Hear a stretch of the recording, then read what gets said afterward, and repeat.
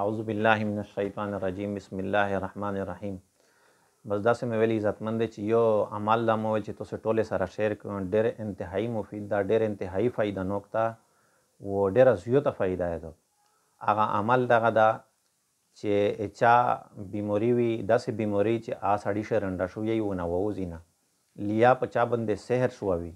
لیا په چا باندې مثال د سحر اثر وي یا د جادو اثر وي، لیا د جینات اثر وي، لیا په چا باندې د نظر اثر وي، سخت نظر وي په نو داسې بیماري وي، لیا زیړای وي مثال د په وجود شوي، نو داسې بیماري چې لکه مثال سخت بیماري لکه د تیمې چې مو تاسې ته وشلې دا په سړي شه په وجود شه ګډې شوې وي. اس د دې پوره یو عمل ده، ډېر مجرب ده، توجه سره غوږو ته ونسي. هغه عمل دغه ده چې د بیرې پښې ووخلې وو، بیرې پښې ووخلې وو، بیا وو پښې باندې شوې هره پښه ګوشیه ګوشیه، په هرې پښې باندې 21 مرتبه قل اعوذ برب الفلق و 21 مرتبه قل اعوذ برب الناس دا دواړې وې په تیر کې 21 مرتبه په پښې باندې وې دام کې وو پښې وې داسې وخلې به وې په دام کې به چې په دام کې به هغه نه بعد هغه وو چې وو پښې تیمې دی او تو سه په بهشه مطلب دا چې وو فټایي بیا بهشه وې ګرمه کې که فټول نه یا مطلب دا چې ګرمه کې نو چې ګرمه شي هغه نه بعد وې په هغه به باندې وی علم بیجی و هغه نه بعد وغایبو او یاد شي هغه سره چې تیمه دوی تو سه چې د تیم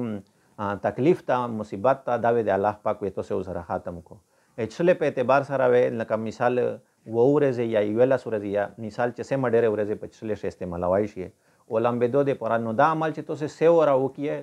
ان شاء الله الرحمن چې د تیمه بیماری مو تو سه توشل الله پاک وې تو سه دا سره ختم کو و دا عمل زه تو سه تشاین لکه د دې پورا چې تو سه ته فائدہ ورسېږي ټول خلک ته فائدہ ورسېږي اس د دې پورا دا ډېر فائدہ نوک عمل لی نو دا مو تو سه توشل نو دا دو چې دا سمره تو سه ویډ کې هغه خلک ته فائدہ ورسېږي نو ډېر خلک په دا شای شنن سبب لکه تکلیف شه دي نو بل دا چې داغه مزت چې تو سه تتیم عمل شاین دایا صحیح دو لکه د اجر او ثواب خبره دو اصل خبره چې تیما دو او زه مثال د نبی کریم صلی الله علیه و آله وسلم سیرات شریکاو نو سیرات و زه د سار نه شریکاو تو سه تم مخ ویډیو شی واورز ویل دي نو هغه و تو سه مو سره ز تو سه ټوله ته د درخواست کوم چې په آشه تو سه مو سره گاډ شي دای مو یو شوق ته یو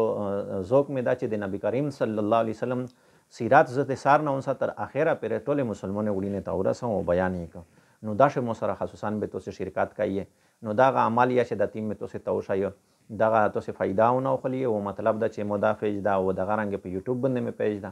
نو هغه چې تو سه ته مثال هغه نه فائدہ را سي چې تو سه دا ویډیو ګوري او چې سم را ویډا کې خلک ته فائدہ یو تو سه ته فائدہ یا الله پاک ته په دا باندې عمل کولې توفیق